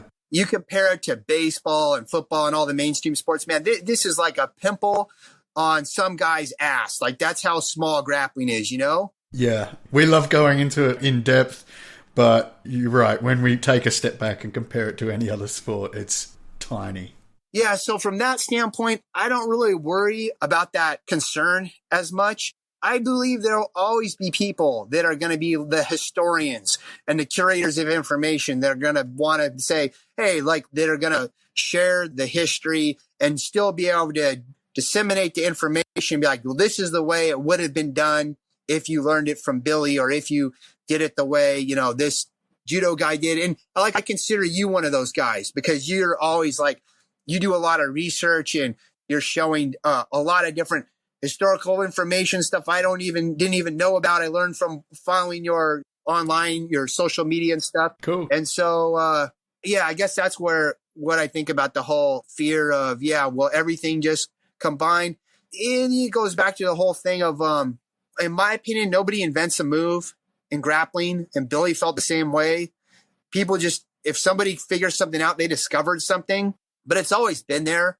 The biomechanics of the body have been the same since the dawn of man, and grappling has been around for as long as two people have wanted to fight each other. So there's only so many ways you can break an arm. There's so many ways you can crank a neck. And eventually people will always come to the same conclusions of, this is the way you're going to get the most leverage and the most ability to You understand what I'm trying to say? Yeah, I get exactly what you mean. That's part of being my fascination, looking at kind of how the different styles evolve and merge, is that if there is an efficient way to do something, then it makes sense that they will be independently discovered by any grappling style, or if they practice over a long enough period of time. The thing that can inhibit that or just change that development in one way is, as you mentioned, the rule set. That's going to change the way things evolve and how things would be discovered. The other thing would be like the beliefs of the practitioners themselves. I think that can, even if you look at the island metaphor you kind of gave, it's like one thing that can inhibit or perhaps just open new opportunities in grappling is the beliefs of people and what they think the way things should be done, or what they think is possible, or just those beliefs can really shape it just as much as the rules, because it's the rules of thinking that they impose upon their style and how they express themselves. How do you kind of see those beliefs taking place, and do you think there's a place to kind of push back against some long-held beliefs? Yeah, I think you make a really valid point about that, because the belief systems of the practitioners and their belief in the art absolutely will influence the direction it evolves, the rules that they compete with. I mean, we saw that in the IBJJF for a long time, was trying to prevent people from reaping the leg, because they had some kind of a belief about this is what jiu-jitsu should look like. And if you start reaping the leg, it's not going to be what it's supposed to be. This is kind of an out there sort of idea, but it's something that I've kind of felt. If you think about every single one of these arts, these different martial arts, many of them have histories that are hundreds of years old, thousands of years old, some just few decades. Like Brazilian Jiu-Jitsu is not as old as like judo, but Jiu-Jitsu probably thousands of years old. So you have all of the consciousness of all of these people going back in history that have put their mind into this thing. And I almost think of all these different martial arts, even like karate or boxing or whatever, as if the art had a consciousness of its own and a will of its own. And if it did, its will would be to, like, it would be similar to like a virus. It wants to spread and propagate and see itself survive and be sustained. So I explained that as you come across the karate guy that is like, you don't need any of that grappling, just karate. Those boxers don't know how to stick a punch, Yeah. Like I've come across those dudes. And because karate is a virus that's infected their brains, and it needs them as the host in order to continue to survive. I love this. So like that's always going to be around. You know what I mean? Yeah. So you'll always come across it. And yeah, man. So there'll always be like the guy that's like, this is the way, this is what catch wrestling needs to look like. It should go this way. And sometimes it also comes back to, someone imposing their will on the art, because that's comes back to our primal instinct is like, I can impose my will or put my stamp on this art and influence in this direction. The problem with that is that, man, this thing is going to be around. These sports, these techniques are going to be around thousands of years after we're gone. And anything we can do to kind of influence or push it, I think is going to be pretty minuscule compared to the longevity of what we're actually participating in. Yeah, yeah. And I really like that of the idea that these different arts are somewhat a virus or something like that, or that it's more the will or the spirit of that certain art just expressing itself through different people and taking control of them, rather than necessarily the person using the art form to express themselves, which I guess seems like, just in that analogy, the more healthy alternative that you could possibly take from. So I know you mentioned, a bit of a punk rock background as well. You also mentioned your artwork and things like that. Is that a kind of a way that you look at grappling that bucks the system and is contrary to how other people have taken their grappling path? The best way I can explain it is I would say that like my true innate who I am is an artist. And that was who I was ever since I was a little kid. I was drawing cartoons. I was drawing comics. I was doing that kind of illustration stuff. And I honestly don't really even consider myself a fighter. That's not who I am. I never fought in MMA. There was a time when I thought, oh, I need to fight in MMA because that's what's necessary now in order to prove my legitimacy as a martial artist. And that was in my early 20s. I thought that I had that kind of goal. And I'd fought in a lot of point fighting. I'd done a bunch of smokers in boxing and a ton of wrestling.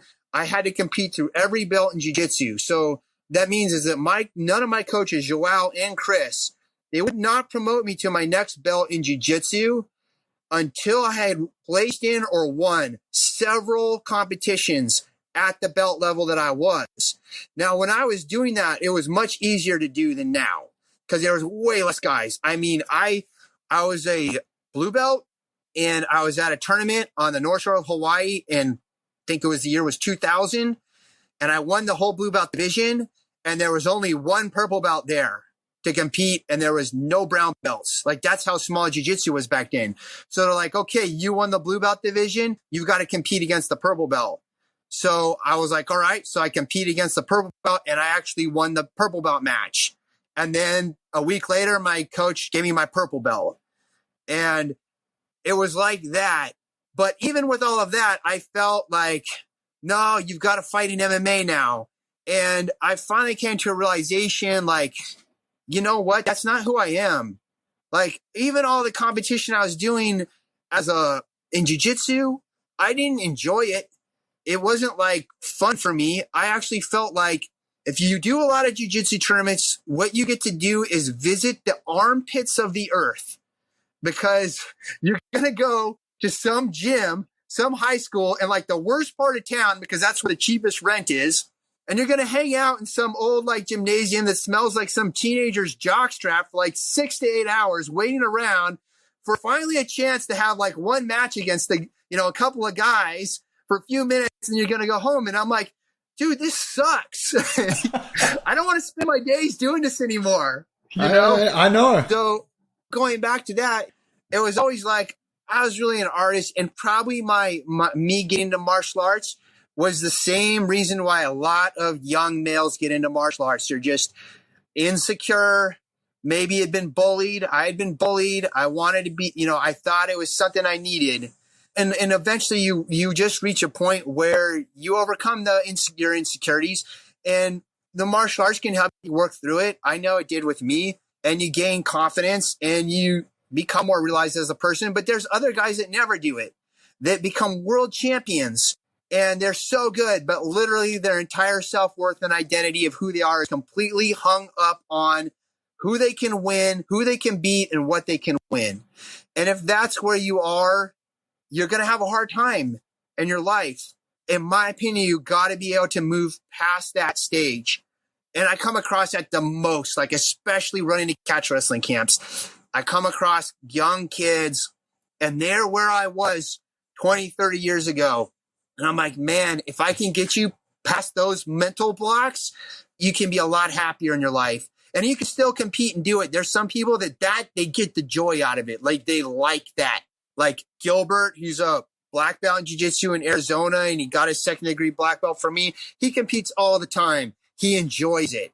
He does it because it's fun for him. And so I think that's great, man. He's doing it for the right reasons, and he likes it. But yeah, so going back to what you're saying about art, that's who I always was an artist. And so my propensity has been to do illustration. As far as like, I done a lot of illustrations of grappling techniques and grappling holds and stuff. And one of the things that I find from drawing a grappling technique is you start to recognize that there's like an underlying geometry behind most moves. So like the triangle choke is obviously a triangle, or a figure 4, same thing. The half houch is a square that's created, or a rectangle that's created between the two bodies that lock up. But the point is, you can start looking at all the moves, and you can see what's the underlying geometric shape of this move. And that's going to give you hints into how to make the technique as strong as possible. So I guess that's one kind of transfer. The other thing is that when you're grappling, most of your learning is you looking and you're looking at something, watching how it's done, and then you're trying to do it yourself with your body. And drawing is the same experience. You're looking at a figure or whatever and studying it with your eyes, and then you're moving your hand and you're drawing it with your brain, trying to create the illusion of what you're seeing on the paper. So it's still like you're interpreting visual information, putting it in your head, and then you're using a kinesthetic movement-based thing to interpret that information. You do the same thing when you grapple. So that's where the skills are related. And if you're a good visual learner, you're going to do better in grappling, in my opinion, because a lot of grapplers are visual learners. They just need to see it and do it. In my opinion, you don't really need as much explanation as you think. Most of the time, after you've been training for a while, you might need someone to explain the sleight of hand. There's a lot of techniques. There's a sleight of hand there. If somebody doesn't point it out to you, you might miss it. But beyond that, like my coach Hauter, he will get bored. If I show him an instructional and the guy's talking for, 15 minutes about how this works and that works, he's going to get bored in like 2 minutes and just shut it off. He would just want to see it and then maybe explain the sleight of hand, and that's it. He's got it. That's kind of a lot of the way a lot of grapplers' brains work. There's other grapplers, though, who are more like kinesthetic learners where like they can watch it a million times, but they will not get it until they try it. And they just have to do it. And then they've got it. The guys that I come across the least are the guys that like, if you can just explain this to me, I'll be able to do it. I've never come across that really in grappling, Yeah. And that was why learning from Billy was actually really difficult, because a lot of the things he wasn't physically able to do anymore. So he had to explain it, and you had to try to replicate what he was explaining. So a lot of the training that we were doing with Billy was him saying, grab his arm. No, his other arm. Now move your foot. Not that foot, and he would get mad at you and stuff, because you just have to go really slow and just not move until you're kind of certain where he wants you to, and he would get less frustrated. That's how I had to learn a lot of the catch wrestling. That was a different learning experience. It was more challenging because it had to be learned from more explanations, and he could still show things, but like he couldn't like just lock a guy up and hit a salto anymore. There's no way. His body was so busted up. He was still able to walk till his last days. But me and Jake, we weren't sure how long that was going to last. We thought there'll be a time when he's going to have to be brought in on a wheelchair and he'll have to coach from the chair. But he passed away before that happened.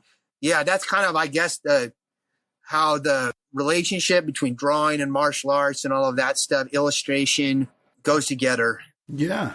One thing you kind of mentioned to me before was the idea of contrarian grappling. And I kind of think maybe that might be a good place to, kind of wrap things up. But to you then, what is because you've obviously taken a path, merging catch wrestling and jiu-jitsu along with the other martial arts alone is pretty contrarian, at least to, some of the grappling police, as Chris Hauter would put it, as you mentioned.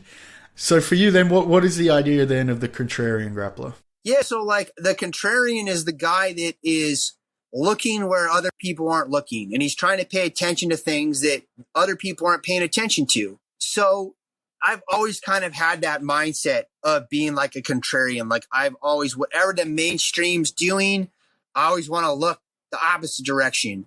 It's interesting because for a while, if you were into leg locks, you were contrarian. Now everybody's looking at leg locks. So whatever is contrarian, it's constantly in a flux of change. And one of the things that Billy said once was that whoever the world champion is, everyone's going to be trying to copy him until another guy comes along that's doing something different. And then he beats the world champion and everybody copies that guy. And it just goes in a cycle, and everyone's going to forget about what the former champ did. And then eventually it's going to come back. And so things just cycle around. So even with the leg lock thing, man, there's old school jiu-jitsu guys that are freaking out because it's completely contrarian to what they did their whole lives.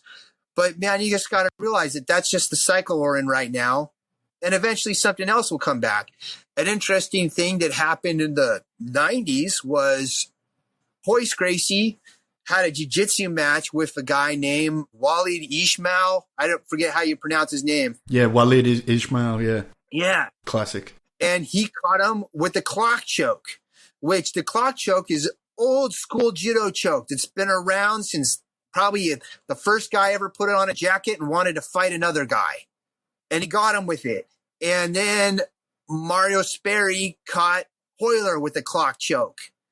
And I mean, Mario's like so much heavier than Haueter. I don't know why Haueter even wanted to take that match, but he got clock choked. And then all of a sudden, everyone's clock choking. But man, up to that, nobody was doing the clock choke because they're like, everybody knows it. It's that's an old school fundamental move. It's not going to work anymore. Everybody's hip to clock choke. And then they all forgot it. And then it came back. And Mario Sperry and those dudes, I remember I got Mario Sperry's instructional back in the day, and he had a little different take on the clock choke where he lie his hips across the guy's head and put his weight on it and choke him out with his hips more than just with his arms. Because I originally learned the clock choke as more of an arm choke, and I didn't slide my hips up on the guy's shoulder and the head and make him carry my weight, kind of a more wrestling principle. But everything's going to go that way. So as a contrarian grappler, sometimes you want to look. Obviously, that's what attracted me to catch wrestling, because you want to look at, there's a lot of different submissions that you don't see pop up that you could take and you could get to work in whatever grappling rule set you're going to be competing in, or whether you're just rolling in the gym with your buddies. But also, so that's one side of the contrarian. The other one is, don't forget to look in the obvious places. So go back and pay attention to all the old school fundamentals. What were they doing, and what have people forgotten about because of where everyone's looking now?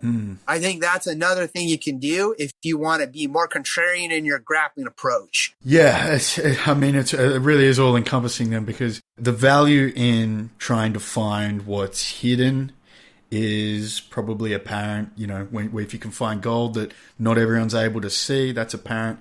But sometimes it's also having the mindset of looking at what everyone's looking at and trying to find what makes that valuable alone, rather than just replicating it. That can be a bit of a contrarian position to take as well.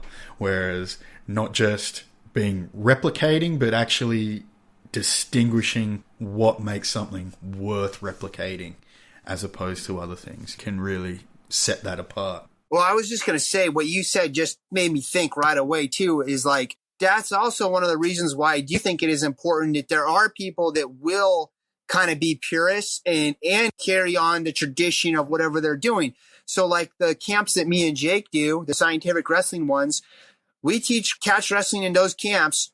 We try to coach it as pure as we can, as if Billy was here. This is what he would have been showing you. He would have said, do it this way, do it that way. Mm-hmm. And I think that's important, because there might be somebody else that goes to one of those camps and sees how we do something, and they might see an application that we didn't see or that I didn't see. Yeah. And then they'll find something. I mean, you even kind of did that recently when you showed that old Billy Robinson leg pickup and then punches over to the half guard. And I didn't even think of that. And you're like, oh, this could be used when a guy's trying to stand up in MMA. 100%. And I was like, oh, that's great. There's another, you just saw it, like another application, looking places where people weren't looking at. If we weren't trying to practice the pure art every now and then and preserve that as we can, that might not happen, right? Because things will get lost. But yeah, so that's another thing that you just made me think of when you're telling me that. Yeah. I think that's a good spot to finish up, I guess. It's been a wonderful chat. Maybe just one question I just thought of that I got to ask that might lead to something interesting is just for people drawing grappling positions or grappling moves for those artists, what's the most common mistake that someone would make that ruins the grappling move, that doesn't make it look real, like a real grappling move when they're drawing something, or what is it that they can do that actually makes it look like they are grappling in that drawing?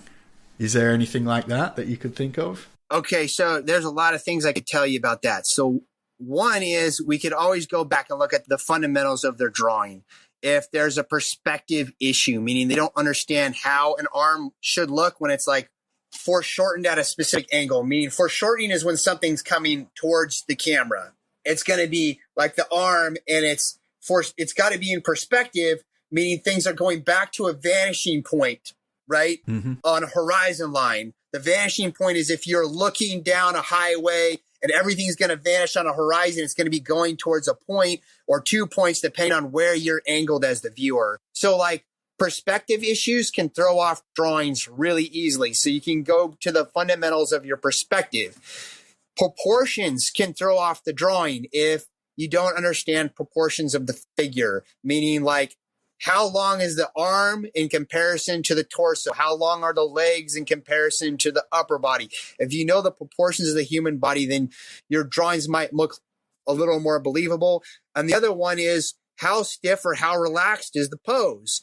Sometimes something might be on an angle, and your brain, when you're drawing, might make it straight, when if you kept it on that angle, it's going to look more relaxed. It'll look more how it looks in reality.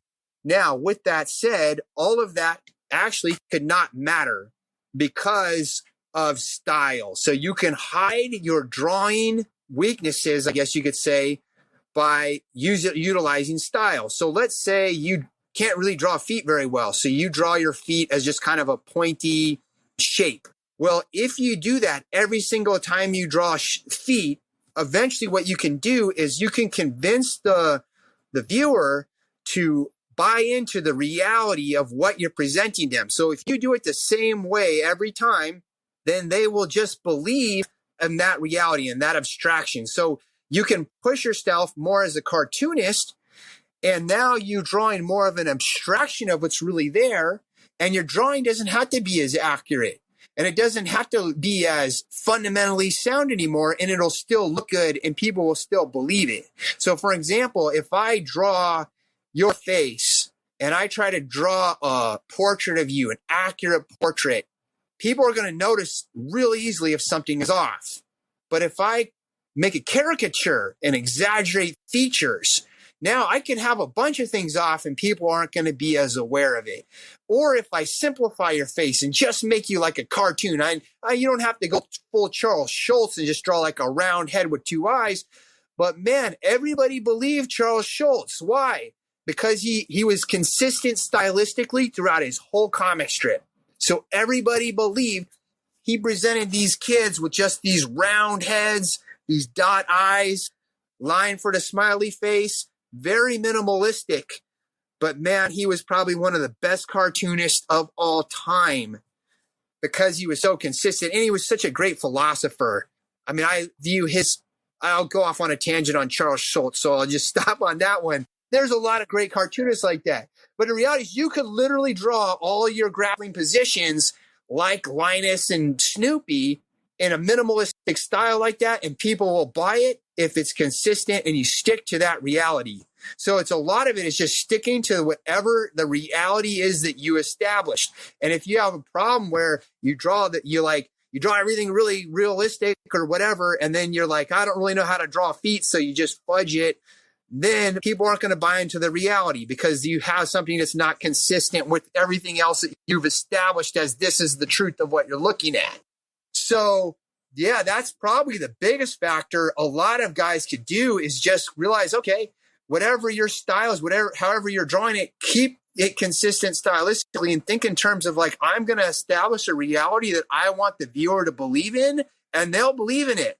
And it doesn't even have to be a well-drawn, fundamentally sound piece, and it will still be effective. It'll still communicate what it wants, and it can still be vastly, vastly popular and even considered a great piece of art. That's one of the things I love about illustration and drawing and stuff. It's all illusion. And in a lot of ways, that's the same thing what martial arts is, you know? Yeah. It's like the pro wrestling aspect of martial arts, and everybody's got to put themselves over and create the illusion of their reality and their abilities. And if you get enough people to buy into it and believe it, you're going to be massively successful. And as an illustrator, that's exactly what you're doing. You're just trying to create an illusion of reality and get people to buy into that. And that's it. So there's my answer to that question. Man, well, I am glad I asked that question then. I am glad I asked that question. What a great place to finish off. Sam, it's been a wonderful interview. Really enjoyed it. Pleasure to get to know you more. And if people want to get in touch with you, what's the best way they can do to go about it? My social media is, I'm most active on Instagram. The handle is at World's Deadliest Art. If you want to pick up my BJJ Fanatics, it's called Catch Wrestling Submission Systems. You can also Google or search me on the BJJ Fanatics. It's Sam Kressin with a K. It'll come up. I have my Etsy shop. It is Sam Kressin with a K. Also, my link tree is in all my social media, so you can find all of my stuff there. But check out my Etsy. It's etsy.com/shop/Sam Kressin with a K. And I got all of my t-shirts and all kinds of stickers and drawings and stuff. And people can get there. I've got Catch Wrestling shirts up at the scientificwrestling.com under merch. And I'm going to be putting up some new stuff there soon. So you can go to Scientific Wrestling and get all that stuff there. Check out the camps that me and Jake do. There's going to be a new schedule coming out soon, scientificwrestling.com. I think Jake's calling these the accelerator camps now because we want to accelerate people's skills and abilities. Come out to those, man. They're super fun. We like hang out. We can talk shop. I can talk about all kinds of crazy stuff, whatever you guys are into. And Jake is the same way as me. So it's a lot of fun to do that. I have a workshop coming up in El Centro, California, which is right in between San Diego and Arizona. It's right in the middle of the desert on the border of Mexico. It's in January 29th. I'll have all the info for that soon, but hit me up. It's going to be a 4-hour workshop. It'll be at Sonny's gym in El Centro. And I forgot Sonny's last name, but it'll be like way fun. So, and I'm going to have workshops every month, probably going through this next year. That's basically the best thing is on Facebook. It's my name, Sam Kressin. Just friend request me. I pretty much accept everybody unless you look like a total weirdo. I'm just kidding. That's why you didn't accept my one yet. No, I didn't accept you on Facebook. No, I'm just joking. I thought we were Facebook friends, dude. I'm just joking. Yeah, so I guess that's all like my pitch. Check out my t-shirts and stuff. Follow my social media, man. And there's always things going on. Yeah, that's about it, dude. Awesome, man. And I'll have all those links available in the show notes. And yeah, thanks so much again for your time, Sam. Very interesting, breadth of experience you've got there. Hopefully we can do it again in the future and explore some of those other areas even more. For sure, dude. I thank you for having me on. Anytime, hit me up. I'm happy to talk to you. Come on the show, message me, whatever. I consider you one of my friends now. I'll do whatever I can to help you out. And I dig your stuff, dude. I like what you're doing. And I appreciate you just having me on here. Awesome. And letting me ramble for hours about whatever. It's fun. I like it. That's, as part of me is there's definitely some gold nuggets in there to find out. And you've got that knowledge to share. That's great to hear. So I hope to, hear from more of it in the future because, pleasure's been all mine and we'll be in touch and do it again. For sure, dude. Maybe we should collaborate on an art project one of these days. Oh, man, your art is awesome. So that would be amazing. I mean, for sure. Anything we could do, I'd be open to it. Yeah, that'd be fun. Awesome. Well, thanks so much for your time, Sam. All right. I will be in touch. Thanks for having me on. Cheers, mate. All right, cool. Thank you. You have been listening to the Sonny Brown Breakdown. Until next time, you can visit sonnybrown.net to find out more ways to break it down.